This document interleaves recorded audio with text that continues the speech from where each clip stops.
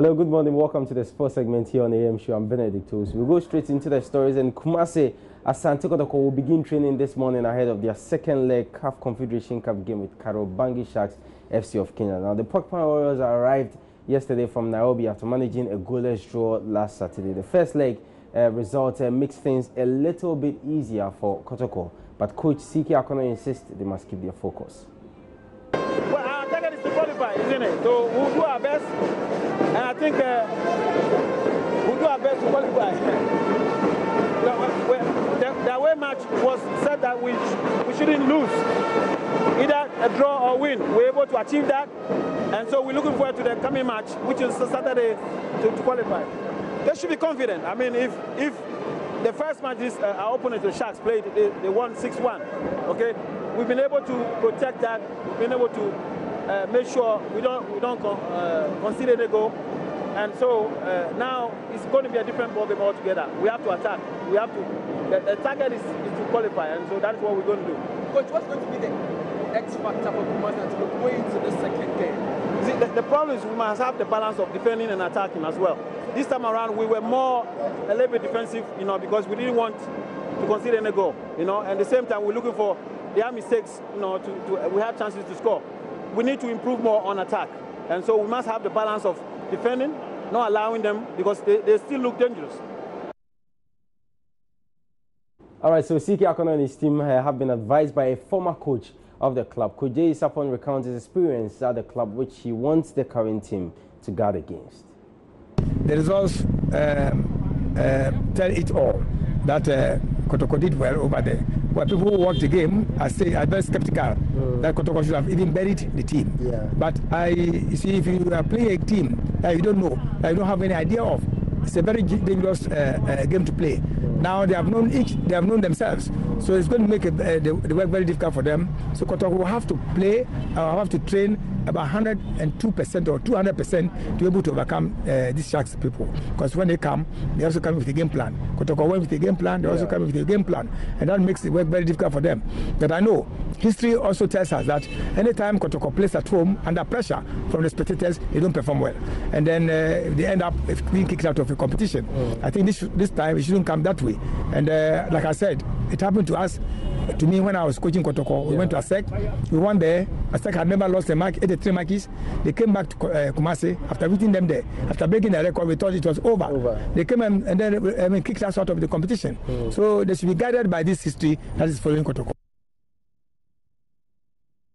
From Kumasi Asante Kotoko, it is match day for the Black Meteors as they take on their counterparts from Togo in an African Under-23 qualifier at the Baba Stadium. Now, Coach Ibrahim Tanko's squad has been boosted with the arrival of some key foreign players, and the game is at 3 p.m. this afternoon at the Baba Stadium. Well, joining me on the line to do more talk in terms of what the Black Meteors must do going into the game is former Black Stars player Felix Abuaje. He also played for the Black Meteors. Mr. Abuaje, thanks so much for joining me this morning here on the show. What must Coach Stanko and his boys do to get a good result against Togo, probably make the second leg a mere formality?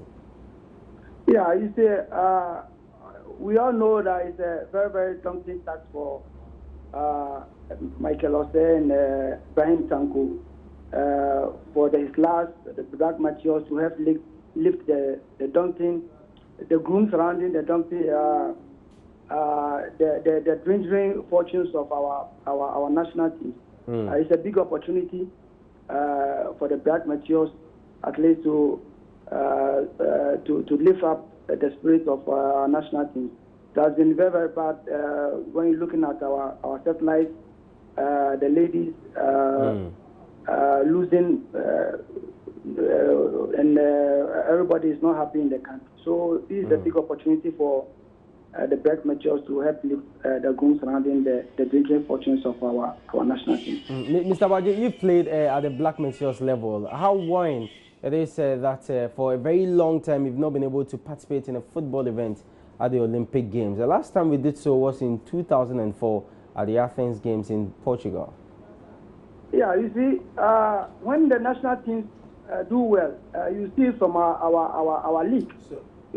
For quite a very long time, our league has not been successful.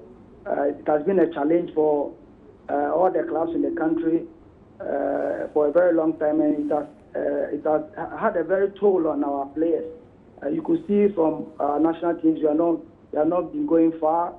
When we go to any competition, our blasters have not been doing well, and it's really having a toll of effects on our national team. And the league has not been functioning for the past 6 months, and it's a very, very daunting task for our players today. Very, very fortunately, Isaac Tum and his boys are in town. They are with their national teams. They are with their clubs in outside, and I think they are playing day in and day out, and they are fit enough to come and play.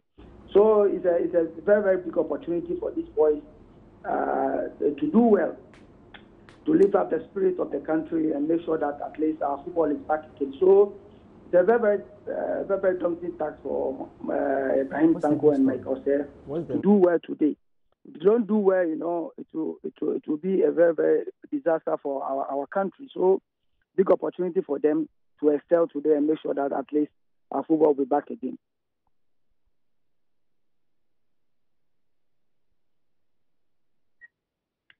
Hello? Yeah, thanks so much for your time this morning. Really appreciate it, Mr. Abuaje. So that was Felix Abuaje, former Black Stars player. Also played a part for the Black Meteors in his days with the national team. And this afternoon, Adibaba Stadium is Ghana up against Togo. It's an African under-23 qualifier. It takes us to the tournament in Egypt. That's if you're able to qualify. And then that's where we'll play. And the first 3 teams will represent Africa in the Olympic Games, which will be staged in Tokyo. That's 2020. Well, when you join us at 2, we'll tell you more in terms of the build-up to the game and also other stories here with my colleague Nathan Lato. Thanks so much for your company. I'm Benedict Usu.